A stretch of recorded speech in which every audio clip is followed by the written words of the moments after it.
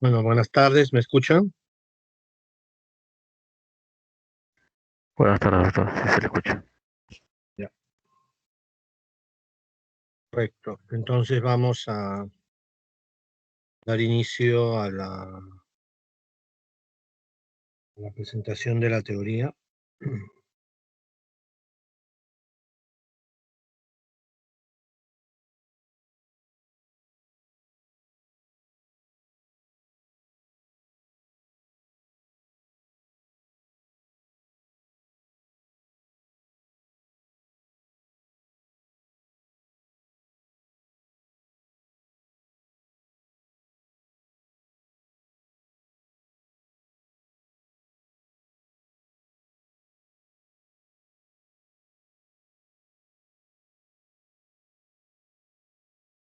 ¿Venga a clase?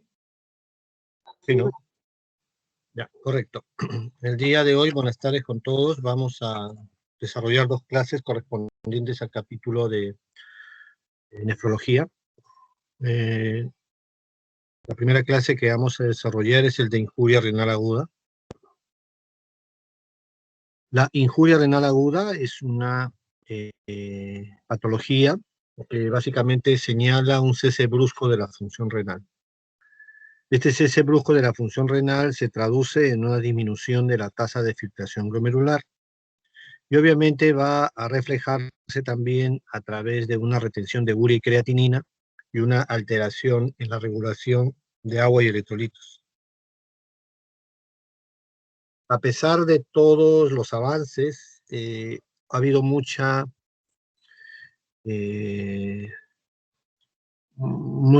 definiciones de injuria renal aguda o de insuficiencia renal aguda, y se habló hasta de 35 definiciones en el mundo, ¿no?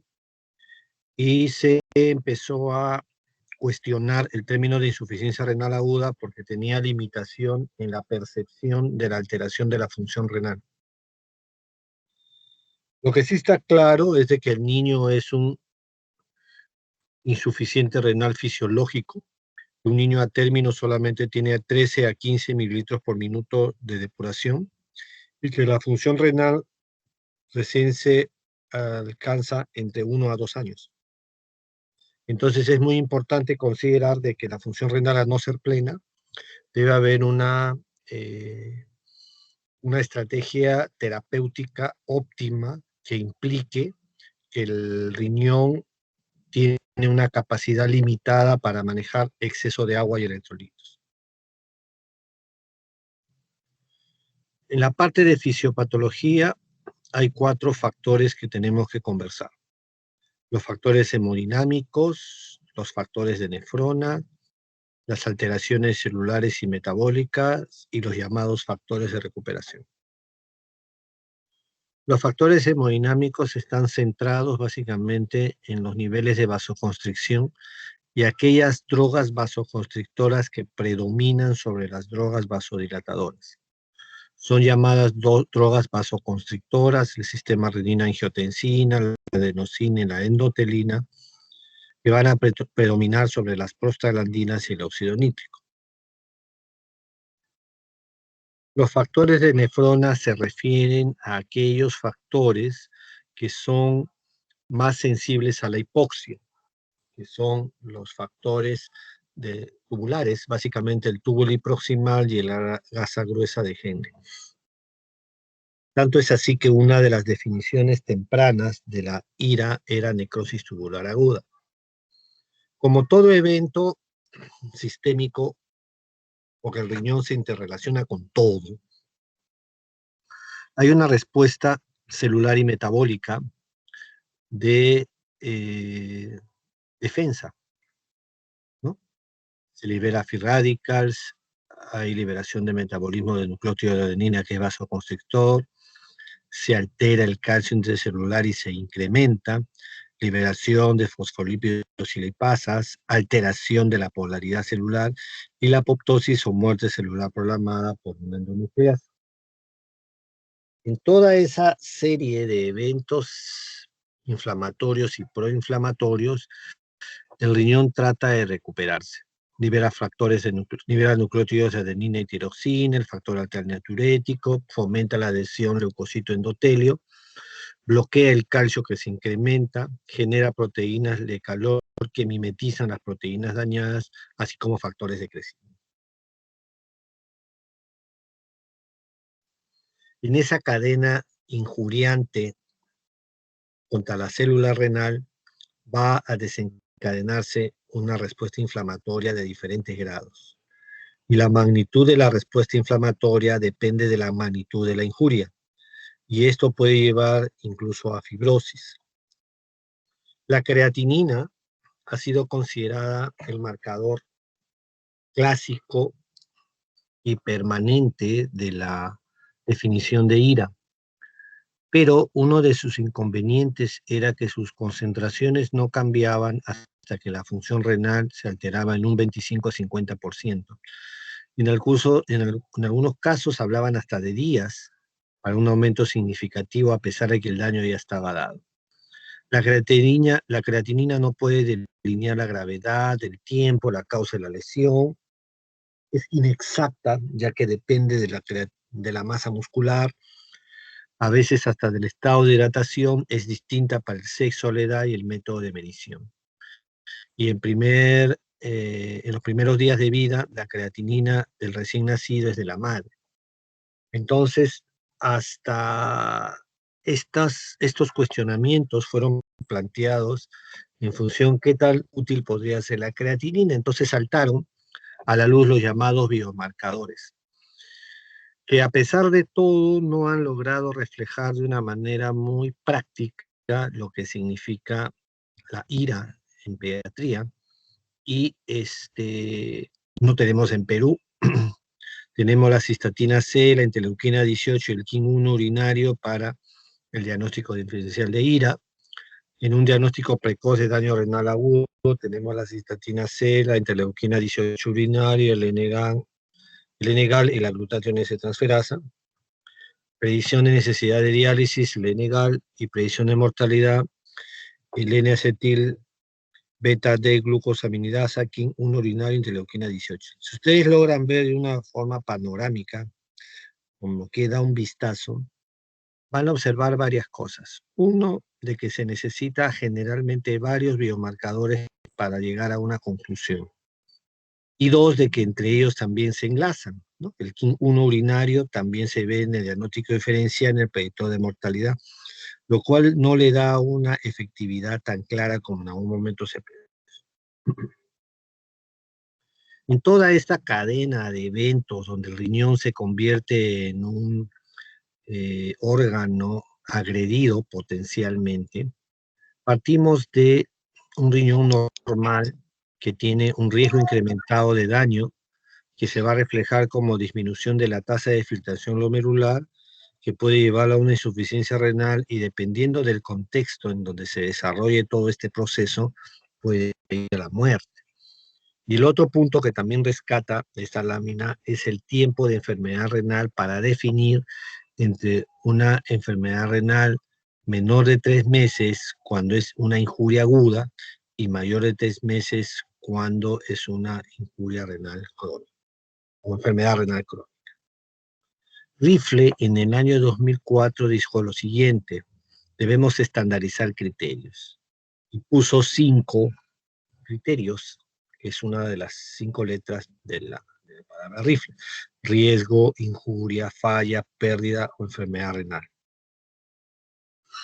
Rifle trató de unificar criterios con una muy buena intención y obviamente los primeros conceptos se basaron en conceptos de creatinina reflejada a través de la tasa de filtración glomerular y el comportamiento de la diuresis.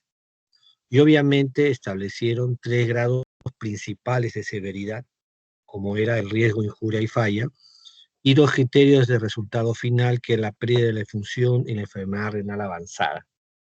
Este concepto de lo que era la IRA también generaba problemas a la hora de aplicarlo en niños, motivo por el cual se creó el rifle pediátrico, que lo que hacía era extender un poco más el tiempo de oligoanuria, ¿no? De 6 horas pasaba a 8, de 8 pasaba a 16 en el caso de injuria, y la falla hablaba de una anuria hasta de 12 horas.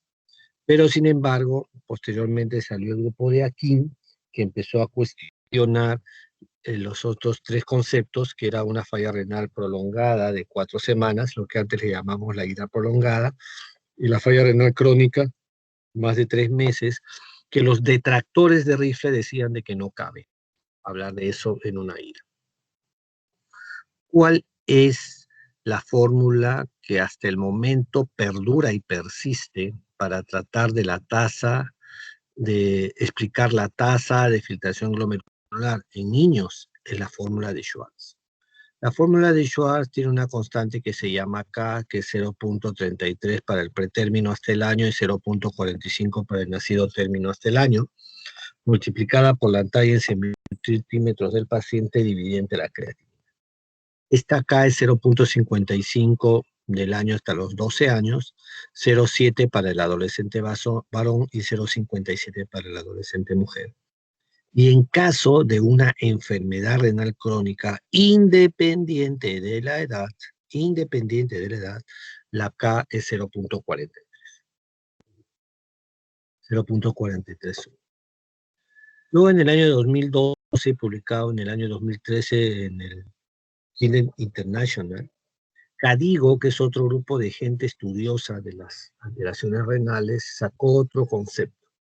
Dijo que un incremento de la creatinina por encima de 0.3 en 48 horas o un volumen urinario menor de 0.5 mililitros por kilo hora eran suficientes para establecer la ira, y le devolvió su lugar a la creatinina, ¿no?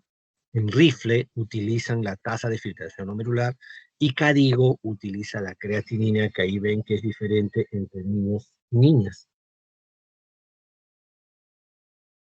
De todo este estado de conceptos, lo que sí es importante es que el nefrólogo, el intensivista, el clínico o el pediatra evalúe la función renal en el contexto de cualquier situación médica, cosa que generalmente no ocurre. Entonces hay que evaluar las drogas nefrotóxicas, evaluar la hemodinamia, evaluar el estado de volemia, monitorear la creatinina, el flujo urinario, evitar la hiperglicemia, ver qué pacientes han utilizado métodos diagnósticos como drogas, por ejemplo, en pruebas de contraste. Todos estos criterios tienen que ir evaluados en el contexto de cualquier paciente crítico. Y esta evaluación del paciente crítico va a estar dada por ciertas categorías, ¿no? Donde tenemos que ir analizando en el marco de una falla renal todos los riesgos que significa un paciente en UCI, por ejemplo, ¿no? Entonces ellos se estandarizan a través de estándares de PIM-1 o el PRIMS, que van a evaluar, pues, además de la función renal, el tiempo de ventilación mecánica, las drogas nefrotóxicas, y también recuerden de que los inotropos, dependiendo de la dosis, también van a ser más nefrotóxicos porque van a generar nefroconstricción, el tiempo en UCI, el tiempo en hospitalario. Y lo que sí se demostró es que aquellos pacientes que hacen ira no ligúrica, ira no ligúrica, podrían tener mejor pronóstico que aquellos que hacen ira oligúrica. Es decir, cuando yo tengo un paciente con ira y no orina, su pronóstico es peor.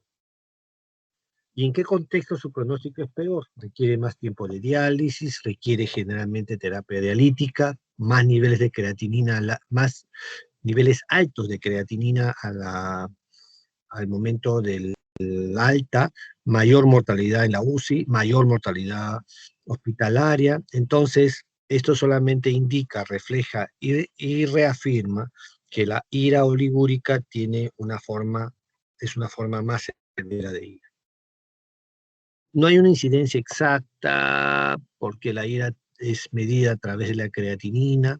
Se habla de las incidencias en Italia de pica y cols con 2.7% en niños con cirugía cardiovascular, y Moal habló de una incidencia de 3.2 por 100.000 niños en Estados Unidos. La cuestión es que lo que sí tenemos claro es que la incidencia de ira en pacientes hospitalizados se ha ido incrementando con los años. Y a pesar de ese criterio de incremento, lo que no se ha podido perder es que la ira tiene básicamente tres niveles: la prerrenal, la renal y la establecida. Entonces, en ese abordaje inicial o clásico de ira, también tenemos a qué categoría tiene la ira. ¿El paciente orina o no orina? Ya sabemos que el que no orina tiene un peor pronóstico. ¿Es la lesión renal primaria la responsable de la ira, o es una lesión renal secundaria por un shock, por drogas nefrotóxicas, por cirugía cardíaca prolongada, por trasplante? No lo sé. Entonces, la insuficiencia renal básicamente se refiere a dos condiciones: hay una disminución del volumen intravascular o una disminución del gasto cardíaco. Y la disminución del volumen intravascular puede darse por pérdidas renales como diabetes insípida, diarrea, vómitos, quemaduras, etc. Y la disminución del gasto cardíaco por cardiomiopatías o clásicamente por la ICC. La ira establecida logra extrapolar ya problemas hipóxico-isquémicos, toxinas, drogas, nefritis, lesiones vasculares, trombosis, síndrome urémico hemolítico. Cualquier efecto directo contra el riñón va a generar un daño renal. Y en algunos casos, la ira también puede ser desencadenada por malformaciones de la vía urinaria, muchas de ellas congénitas, con obstrucción ureteral, valvas de uretra posterior u obstrucción al riñón solitario. ¿Cuándo debemos sospechar que el paciente tiene una ira? Cuando tiene una condición clínica de fondo, cuando aumenta los niveles de urea y creatinina, y cuando el paciente tiene edema, alteración del volumen de orina o incluso hipertensión, que son los llamados TIPS renales. Siempre preguntar qué edad tiene el paciente, si estuvo asfixiado, si está orinando y cuánto. A veces te está orinando, ¿cuánto? 1 mililitro, no puede ser, ¿no? Este edematoso, ¿qué tal edematoso está? ¿Qué grado de edema tiene? Si tiene sepsis, si tiene algún factor de riesgo. Entonces también, y esto merece una slide individual, buscar siempre la patología obstructiva, la llamada ira porrenal, que se ve mucho en malformaciones de la vía urinaria, que la resolución no es un manejo médico dialítico, sino una decisión quirúrgica.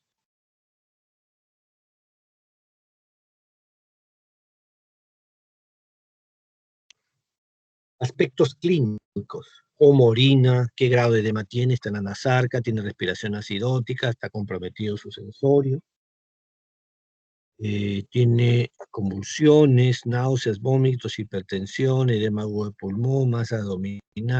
O sea, hay muchos datos clínicos que podrían ser inexactos. Sin embargo, laboratorialmente tratamos de orientarnos hacia una urea y creatinina incrementada, igual la cistatina C, el ácido úrico incrementado, hipercalemia, hiponatremia, acidosis metabólica, diferentes tipos de alteraciones a nivel electrolítico: hipocalcemia, hiperfosfatemia, hipermagnesemia, hiperamilasemia, anemia, algunas alteraciones de los factores de coagulación o de ciertas enzimas. Los índices urinarios nos sirven para diferenciar una ira prerrenal de una ira establecida. Y, por ejemplo, hay que tener en cuenta mucho lo que se llama la densidad urinaria, ¿no? Menor o igual a 1010, hablamos de isostenuria o hipostenuria, osmolaridad urinaria baja, el UP de urea, el UP de creatinina, la fracción de excreción de sodio, la fracción de excreción de urea, o el índice de falla renal, es parte de los estudios más finos, más minuciosos que uno debe hilar a la hora de desarrollar la posibilidad de que se tenga una ira perrenal o una ira establecida. La ecografía renal nos da un marco de, este es un riñón partido por la mitad, la parte externa es la corteza, la parte interna es la médula. Acá hay una dilatación del sistema pilocalicial, acá también se ve tremendas dilataciones que están hablando de unas malformaciones ureterales. Esta es una placa con congestión pulmonar que siempre debemos aprender a ver. Y finalmente llegamos a lo que es el tratamiento y soporte de la falla renal aguda o injuria renal aguda, como tratamos de denominarlo ahora.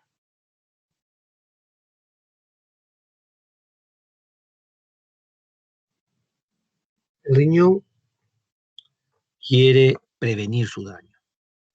Entonces hay que estar pendiente de los fluidos, hay que manejar el shock, la hipotensión y con cuidado el soporte inotrópico, conocer y reajustar las drogas nefrotóxicas, los aminoglucósidos, la anfotericin B, las sustancias de contraste, cisplatina, ciclovir, la interacción entre ellas, y obviamente detectar pacientes de alto riesgo, como aquellos tumorales o aquellos pacientes que están en cuidados intensivos o sometidos a procedimientos quirúrgicos o diagnósticos.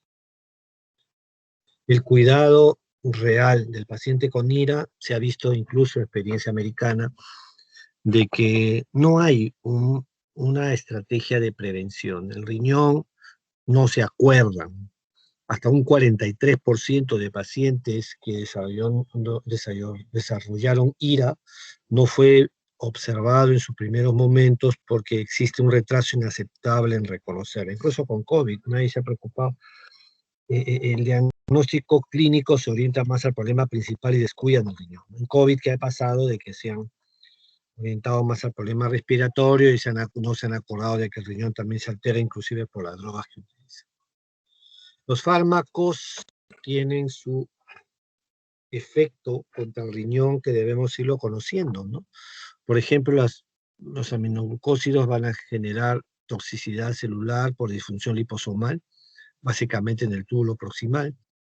La vancomicina da una nefritis intersticial aguda, las quinolonas también, la ciclosporina también puede dar nefritis crónica intersticial, las sustancias de contraste, toxicidad celular tubular, es decir, todas las drogas tienen efectos a nivel hepático, a nivel de drogas, porque son drogas procesadas a ese entorno. Entonces lo que nosotros tenemos que conocer es el tiempo de droga, el reajuste dependiendo de la tasa de depuración y evitar la toxicidad de drogas por tiempo prolongado. Ese es un patrón que debemos siempre evaluar. Fluidos debe primar el examen clínico, el estado de hidratación, los indicadores que sugieran algún tipo de detalle de manejo como si hay que restringir fluidos, cuánto orina, si hay edema, cómo está la hipertensión, cómo están las imágenes, tener cuidado con el método de Holiday o el 50%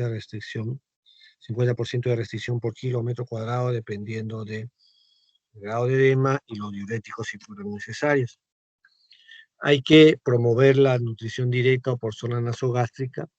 Hay que tener un aporte individualizado de sodio, potasio, calcio y fósforo, y existe en la IRA una restricción proteica y una dieta hipercalórica. La restricción proteica va de 0.5 a 0.8 gramos de proteínas por kilo.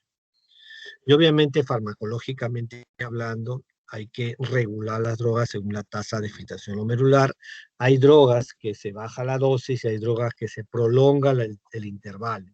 Entonces tenemos que conocer cuáles son las que se prolongan el intervalo, cuáles son las que se disminuyen la dosis. Entonces no se trata solamente de hacerlo al ojo, se hace de una corrección adecuada. El sodio como acuacrito necesita una consideración especial Puede haber hiponatremia, puede haber hipernatremia, puede requerir el cloruro de sodio al 9 por mil si es que hay hiponatremia e hipovolemia. Y en el caso que haya normo o hipervolemia, la solución de cloruro de sodio al 3% es la indicada. Puede haber hipocalcemia por menor conversión de vitamina D, resistencia para la hormona y expresión de fosfatos. Recordar el producto calcio-fósforo menor de 60 se adiciona calcio y si es menor de 60 se adiciona quelante de fosfato, ¿no? La hipocalcemia refractaria se asocia a hipomagnesemia y recordar que la hipercalemia puede tener una traducción a nivel del EKG, ver el asunto si existe acidosis y obviamente saber si es que hay diuresis adecuada, ya que cuando no hay diuresis el riesgo de hipercalemia y daño cardíaco es mucho más alto. La hipertensión arterial, como hemos mencionado, puede ser debida a hipervolemia, por lo tanto tenemos que ir midiendo adecuadamente los niveles de volemia y considerar la necesidad de diurético como droga de inicio o hipotensores. Puede haber acidosis metabólica en diferentes grados, se recomienda una corrección gradual y las infecciones por desencadenamiento de respuesta inflamatoria grave también pueden empeorar la situación del paciente. ¿Cuándo debemos dializar? Cuando hay una sobrecarga hídrica mayor del 15%, liguria que no responde a diuréticos, mayores requerimientos ventilatorios, necesidad de mejorar la nutrición, manejo de grandes volúmenes de líquido, alteraciones metabólicas de riesgo vital y una urea de más de 200 a 240. Es mejor temprano dializar, hay que buscar por dónde vamos a dializar, va a ser una diálisis peritoneal, va a necesitar un acceso vascular, es decir, un CVC, y eso obviamente que va a mejorar el pronóstico del paciente si se hace en forma temprana, considerando que podemos hacer hemodiálisis, hemodiafiltración, diálisis peritoneal en forma manual o automatizada y hacer una cuestión continua o intermitente. La diálisis peritoneal es una alternativa de reemplazo más fisiológica, se utiliza el peritoneo del paciente a través de un catéter en forma estoica y a veces artesanal, utilizan CBC en el abdomen o si no se pone un catéter de diálisis peritoneal que se llama TENCOF. Entonces el líquido va a entrar a través de la bolsa de líquido por el catéter, va a entrar en la barriga, va a estar en el abdomen del paciente entre 30 a 45 minutos y después va a salir. Cuanto más concentrada es esta solución, más posibilidad de generar un balance negativo porque va a tener un mayor arrastre de agua. Cuando se contraindica la diálisis peritoneal en forma absoluta en los faloceles, gastroquisis, derivación ventrículo peritoneal, hernia diafragmática, extrofia vesical o cirugía abdominal reciente. Este es el catéter peritocat que antes poníamos en la cama del paciente. Estos son los catéteres actuales, como se ven son flexibles, tienen doble CAF, algunos son colite de chancho, son biocompatibles, es decir, es mucho mejor poner un catéter de este tipo que un catéter en la cama del paciente donde el riesgo de contaminación es grave. ¿Por qué se dice catéteres de alto flujo? Porque se necesitan catéteres relativamente de un tamaño mayor, o sea, más ancho, para realizar la diálisis, porque va a permitir una mejor relación entre la máquina y el paciente, además de un mejor flujo.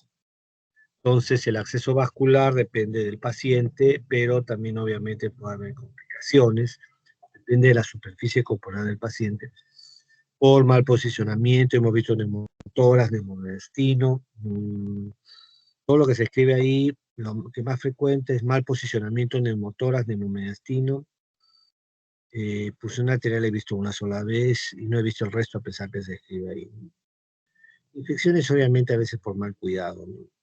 Pero arritmias, perforación, lesiones a la anestesia no hemos visto tanta frecuencia.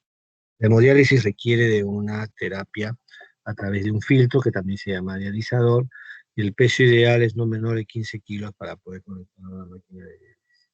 La hemofiltración es como una diálisis, pero utiliza filtros más pequeños, se orienta más al ultrafiltrado, es decir, al exceso de agua que hay que retirar del paciente, y esta hemofiltración se hace lenta, se puede hacer entre 8 o 12 horas o más, ¿no?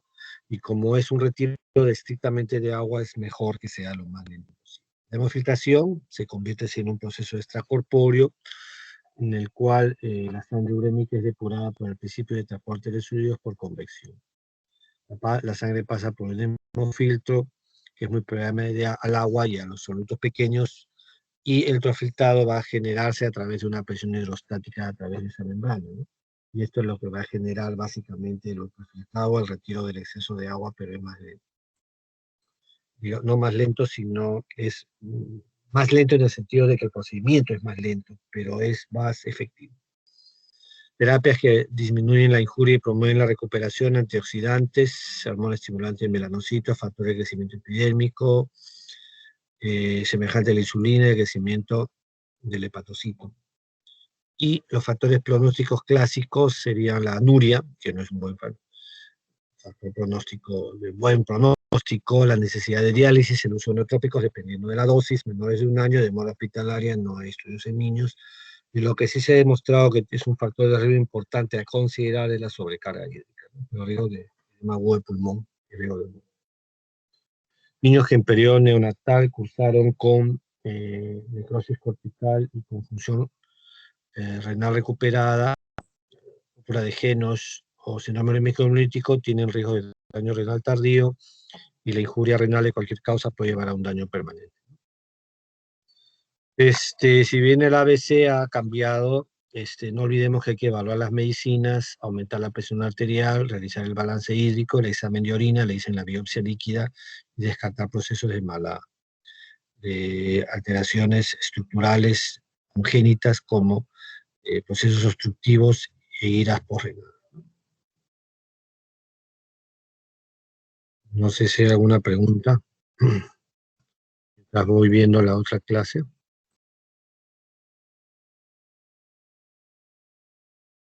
La otra clase es más corta.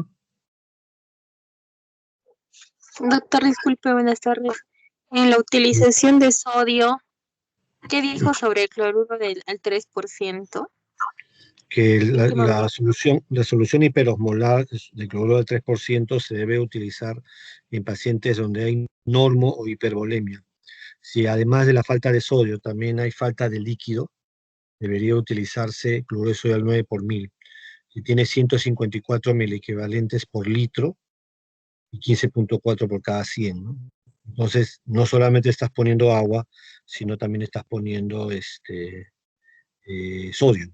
Entonces, eso es lo importante y lo trascendente cuando hay la hiponatremia. Acuérdense que hay tres tipos de hiponatremia, ¿no? La hiponatremia verdadera, que es la hipovolémica, la normo o hipervolémica. En la normo o hipervolémica se valora como primera alternativa una solución de cloruro de sodio al 3%.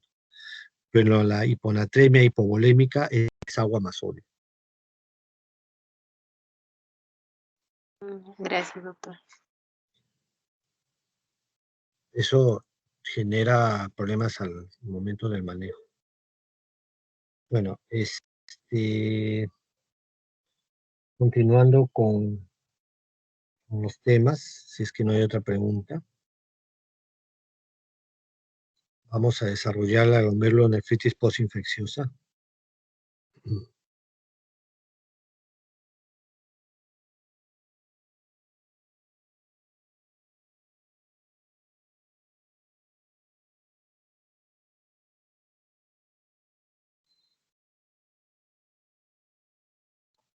Las glomerulonefritis son enfermedades de patogenia inmunológica. Como es evidente en todo efecto contra el glomérulo renal va a causar inflamación, y hay una incidencia de 0.2 a 2.5 por 100.000 niños por año, y una incidencia de 0.1 por 100.000 al año. En adultos es 0.2 a 2.5, en niños es 0.1. A excepción del síndrome nefrótico a cambios mínimos, que es 2 por 100.000, y la nefropatía IgA 4.5 por 100.000. La glomerulonefritis postinfecciosa es un grupo de glomerulonefritis causadas por infecciones. Y la clásica siempre ha sido la postestreptocócica. En los últimos años se ha visto cambios significativos en su epidemiología basados en características nefritógenas de algunos estreptococos y en la historia natural de la enfermedad. La incidencia de glomerulonefritis postinfecciosa ha disminuido con los años, debido a que hay una estrategia de salubridad mayor en los países en el mundo en general. Obviamente hay algunos países que todavía por cuestiones económicas no mantienen los niveles adecuados de salubridad, pero en la mayoría sí, en la mayoría sobre todo de los llamados países desarrollados. Pues ahí sí es donde la posibilidad de los glomerulonefritis postinfecciosa ha disminuido. En Europa Central prácticamente ha desaparecido, asimismo en Chile y en algunas regiones de Venezuela. También se reporta en Florida una disminución de la incidencia. Sin embargo, es frecuente en niños donde hay pobreza, ¿no? Y poca acceso a atención médica y salubridad. Lo que tenemos que recordar siempre, y siempre les digo, es que las enfermedades infecciosas están correlacionadas al entorno de la comunidad, ¿no? Es decir, si la comunidad, me refiero al medio ambiente comunitario, no tiene un patrón de desarrollo apropiado, estamos hablando de agua potable, ¿no? Acceso a servicios de salud, porque si no tienen acceso a los servicios de salud, las enfermedades no son detectadas en forma temprana y se incrementan. Mire, por ejemplo, en este caso, en la India la incidencia es de 39.24, ¿no? Y en Estados Unidos es 0.78. La prevalencia es 0.13, acá es 10.14. En Perú la incidencia es de 4.82 y la prevalencia es bien baja también, ¿no? Entonces, este es un país africano, ¿no? También la incidencia es 44 frente a 0.41. Entonces es importante ver de que dependiendo del grado de desarrollo, la posibilidad de, epidemiológicamente hablando, de desarrollo de la enfermedad de glomerulonefritis postinfecciosa también se va a dar. La incidencia en niños oscila entre 9.5, 18 y 24.3 casos nuevos por cada 100.000 personas y en mayores de 15 años es de 2 por cada 100.000.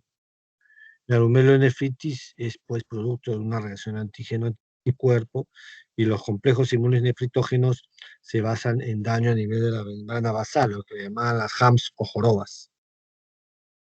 Hay esta glomerulonefritis postinfecciosa es prácticamente una forma de glomerulonefritis aguda asociada a diferentes tipos de gérmenes, gram positivos, negativos, hongos, parásitos o virus, y las infecciones en cualquier lugar del organismo, repito, en cualquier lugar del organismo puede desarrollar una glomerulonephritis postinfecciosa.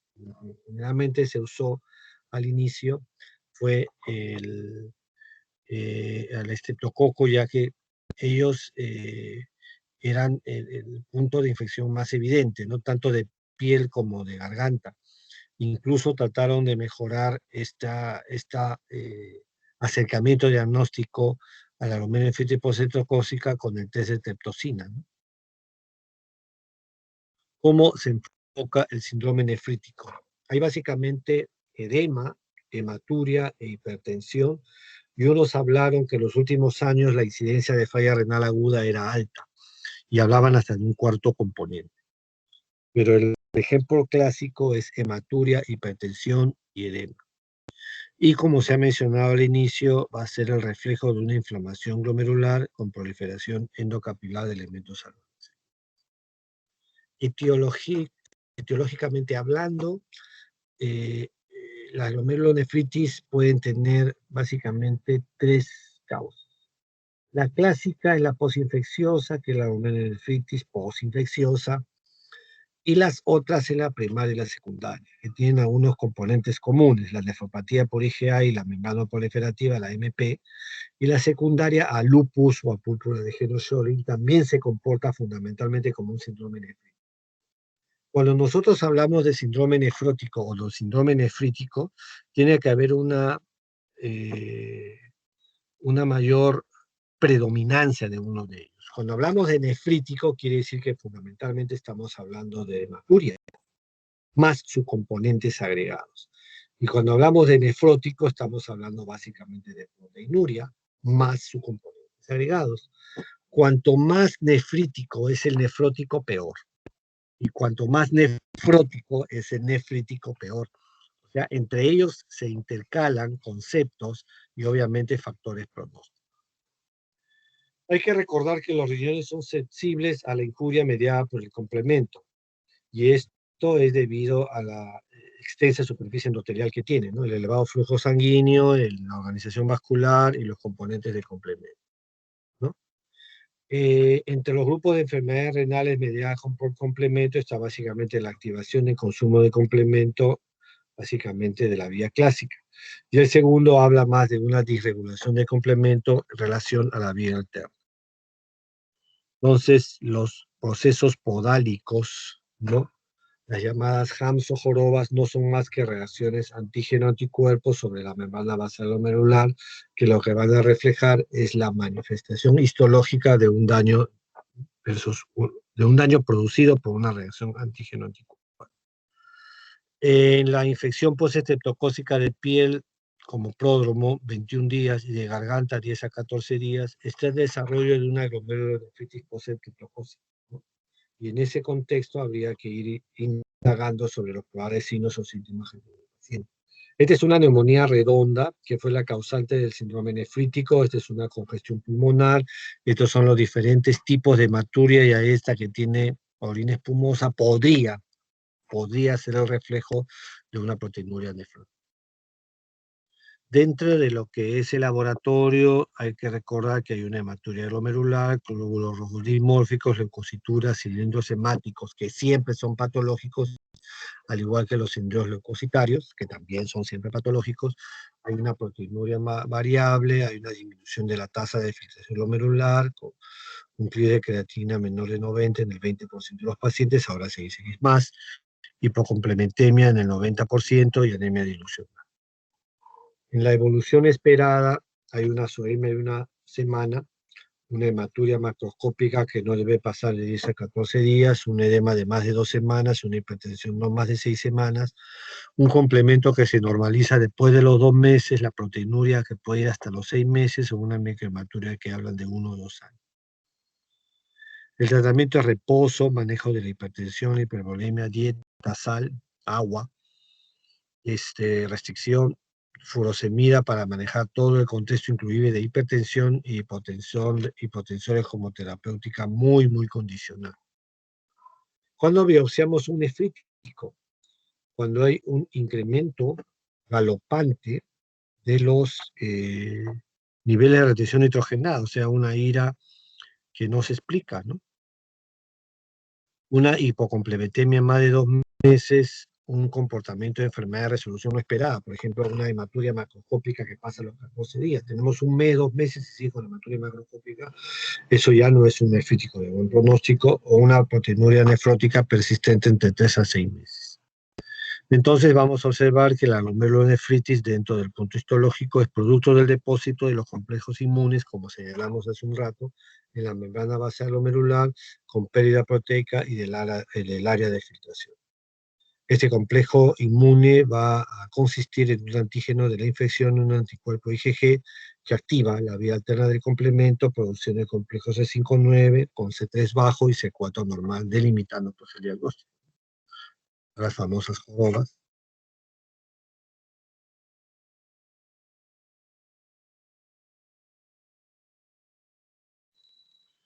Entonces, en la expresividad clínica de las glomerulonefritis, nosotros tenemos 4 opciones. La hematuria como parte del síndrome nefrítico, la proteinuria como parte del síndrome nefrítico. ¿Cuál es el temor o la consecuencia final de todo esto? Que esto termine en una falla renal aguda y posteriormente. Entonces, parte de nuestra tarea es identificar en forma temprana, diagnosticar y tratar lo que es un síndrome nefrótico versus un síndrome nefrítico. La evolución de la glomerulonefritis postestreptocócica ha sido estudiado y observado de buena evolución. Sin embargo, el diagnóstico tardío o la falta de diagnóstico en los niños puede llevar a complicaciones, ¿no? y hacer un cuadro más severo que podría haberse controlado simplemente con un tratamiento de soporte óptico. Las glomerulonefritis post-septocócica es endémica en algunos países de Europa, consideradas poblaciones de alto riesgo, ¿no? En Irán, por ejemplo, se evalúa que el 96% había antecedentes de faringitis y infección respiratoria, y fue hasta 3 veces más frecuente en el varón. Otro estudio de CLIC reflejó que el 75% de antecedentes de infección respiratoria era básicamente por la posis septocócica y que el pronóstico era generalmente bueno, sobre todo en niños. Las complicaciones sistémicas y la ira puede desarrollarse en el seguimiento, pero eran muy infrecuentes. Hay que recordar que la enfermedad renal en pediatría tiene un componente específico, laboratorial, radiológico, histológico y clínico, ¿no? El nefrólogo, cuando se le complica la existencia, no solamente utiliza laboratorios, sino se va hacia los estudios histológicos, es a donde finalmente cae, porque con eso va a tener el diagnóstico prácticamente pintado, ¿no? Hay que recordar que el síndrome nefrótico puede ser nefrótico, nefrítico, nefrótico. Y obviamente en ese contexto ver cuál es la repercusión sobre la función renal para que ver si se trata de una ira, un progresivo deterioro peligroso hacia una enfermedad renal crónica, ¿no? Y para ello debemos recoger adecuadamente la información de los mecanismos patogénicos del daño glomerular. ¿Hay alguna pregunta? Doctor, buenas tardes. Sí. Doctor, bueno, tengo una pregunta, pero más que todo con el tema anterior, no sé si se podría. Claro. Doctor, bueno, ¿cuáles serían las indicaciones principales y las contraindicaciones, y cuando no estaría indicado la furosemida, ¿no? En niños, porque también tiene cierto riesgo de ser nefrotóxico? Bueno, es una buena pregunta. Siempre que hay una ira, existe la tentación de utilizar el diurético. Y lo que tiene que estar claro es que el diurético no va a revertir la ira. O sea, un paciente que no orina y ya tiene daño, así yo le ponga una dosis elevada de diurético, no va a orinar, porque la ira va a ser producto de un daño histológico. Entonces, no sobreestimar las bondades del diurético. En otras palabras, si yo quiero utilizar diurético porque asumo de que podría forzar diuresis, lo puedo usar. Lo puedo usar entre 3 a 5 miligramos por kilo por dosis, pero yo debería tener 1 o 2 bolos para poder ver si hay respuesta. Si yo insisto en un diurético para revertir una ira, prácticamente estaría en un concepto errado, porque podría incluso generar el efecto que usted señala de nefrotoxicidad. ¿Cuándo podría yo promover diuresis? Cuando yo tengo la garantía de que el paciente, en primer lugar, no está deshidratado y más bien está sobrehidratado. ¿Cómo puedo garantizar que esté deshidratado? Pues tengo que mirar clínicamente si hay signos de deshidratación. Y si no lo puedo evidenciar, porque no se puede clínicamente a veces evaluar eso, tomo una placa de tórax. Si no hay congestión pulmonar, no es necesario utilizar diuréticos, porque está reflejando que el paciente no tiene sobrecarga hídrica y el diurético no va a hacer nada. Si hay congestión pulmonar o signo de sobrecarga, o hay edema generalmente duro, yo utilizo el diurético para promover diuresis. Ahora, el hecho que utilice el diurético en bolo o en infusión, particularmente no hay estudios que sustenten que uno es mejor que el otro. Pero también no garantiza de que porque yo uso diurético el paciente va a orinar, así está en sobrecarga, porque si tiene una ira oligúrica el paciente no va a resolver el problema. Si yo insisto en un manejo médico de diurético en 1 o 2 dosis o hasta 3 dosis y no hay respuesta, generalmente con 2 dosis es suficiente para que uno se dé cuenta, y el paciente tiene una alteración del medio interno lo suficientemente importante o una congestión pulmonar peligrosa y no orina, entonces tengo que dializarlo. La furosemida está dentro de lo que se llama manejo médico, que si no responde, tiene que ir a la diálisis. Yo no puedo sobreestimar la furosemida, como usted mencionó. ¿Está claro o hay alguna otra cosa más que aclarar? No sé. Sí, lo ha aclarecido. Sí, gracias, doctor. Listo. ¿Alguna otra pregunta, jóvenes?